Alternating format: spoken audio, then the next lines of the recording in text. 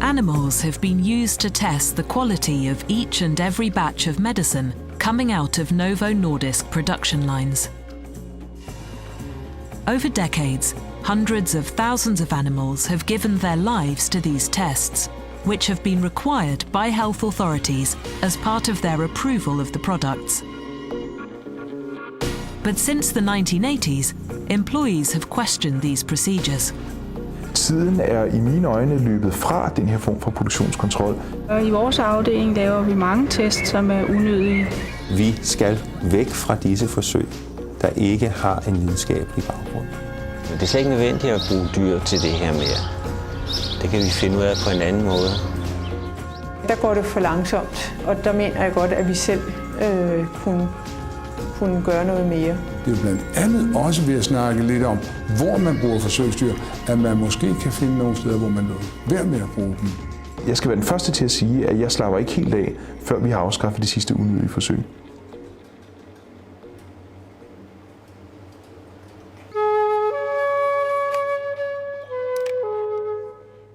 Today, it is possible to use laboratory technologies like this to test the quality of pharmaceutical products. Det vi har udviklet her i afdelingen, det er en metode til at måle biologisk aktivitet uden at bruge forsøgsdyr, men ved at bruge celler fra hamster eller andre dyr i stedet for. Der er spredningen på forsøgsresultater meget mindre. Det betyder, at det er mere præcist, mere troværdigt, når vi arbejder videre med resultatet. But for all existing products, companies must get the new cell-based quality tests approved by health authorities before they can start using them. For hver registrering, der er der jo 200 lande, og for eksempel for insulinerne, der har vi 5, eller for humaninsulin, der har vi 5 registreringer i Europa, hvor vi tilsvarende har 16 registreringer i Kina, så det bliver mange tusind registreringer, vi har været inde og ændre. So health authorities all over the world have been asked to approve the use of new and unfamiliar methods to control the quality of existing medicines. The regulatory authorities have to accept with confidence the data that we are generating to authorize products on the market. So we need to convince them that the data developed with the use of new tools provide as good results for the safety of patients. This, I really think, is something where we are probably among the pioneers in regards to pressing these issues with the regulators. Myndighedernes holdning til dyreforsøg er meget forskellig. Men generelt ser jeg det som, det har været en positiv proces. But in some cases, another solution must be found. The coagulation factor 7 is one of them. The issue concerning factor 7 is that we use an animal-derived raw materials in the manufacturing process. And using animal-derived raw materials, you have always an inherent risk of introducing viruses into your product, and we have to counter this risk. Vi har forsøgt at fjerne dyretestene. Vi har cellebaserede test i vores testpakke allerede, og der har mange myndigheder godkendt, at vi kunne nøjes med at bruge disse, men de europæiske myndigheder har ikke været tilfreds med de data, vi har kunnet vise dem. This so-called nanofilter turned out to be the solution. Well, the filter actually removes the virus particles because the pores of the filter are so small that even particles as small as viruses, they are stopped by the filter. But the filtration is not without costs. Basalt set så har vi et lille tab igennem processen, og yderligere så er faktor 7 jo et enzym, så det knæver lidt i sig selv. Så jo længere tid vi er om at filtrere, jo længere tid vil det have til at blive nedbrudt. Så det stiller nogle store krav til processikkerhed, og vi får afviklet processen stabilt hver gang.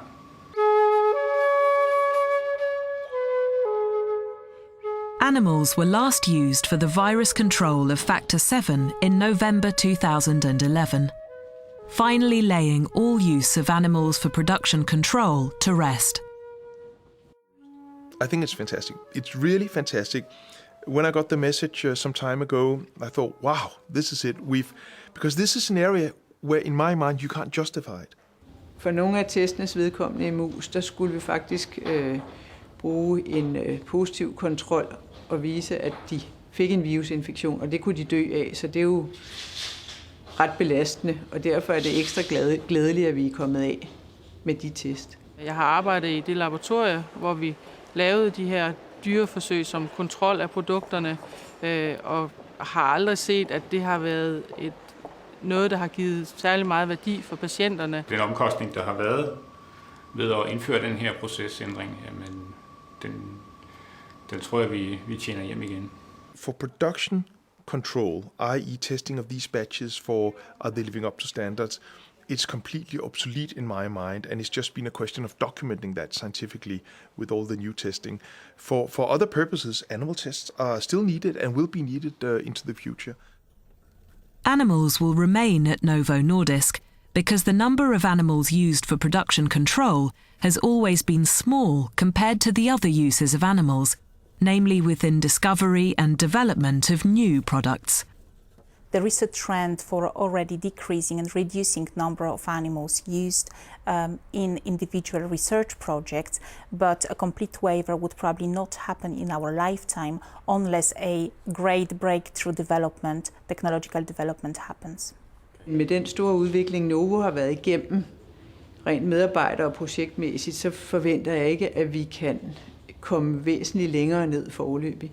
There's a very complex relationship between how the intact living organism treats a drug and how a drug treats that intact living organism that you cannot predict from a test tube assay.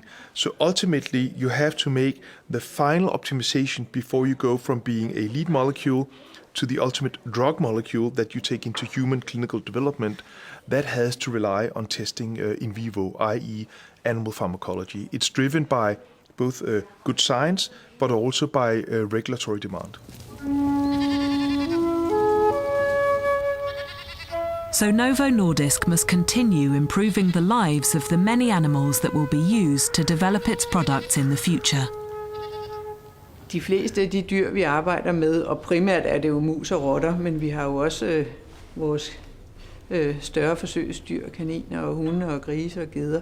De sociale dyr, og vi har jo fået mulighed for at opstalle dem socialt på en meget bedre måde, samtidig med, at vi har kunnet berige deres opstaldningsmiljø, så de kunne få en tilværelse, der selvfølgelig ikke svarer til den, de ville have ude i det virkelige liv, men trods alt minder væsentligt mere om det, end i gamle dage, da jeg startede. Even though animal well-being is the primary focus, human safety remains the ultimate goal. Der er jo et stort arbejde i de cellebaserede analyser, og en af de måder, vi forsøger at nedbringe arbejdsbelastningen også for vores personale, det er ved at robotisere og automatisere så meget som overhovedet muligt, netop for at skåne vores medarbejdere også. The industry can help pushing this development through initiatives of open collaboration, where companies share information and data and jointly develop new tools and new data sets. I do believe that in vitro testing with these novel technologies is superior to animal bioassays. So I think it's a winner for everybody, whether you are the patient, the animal or the industry.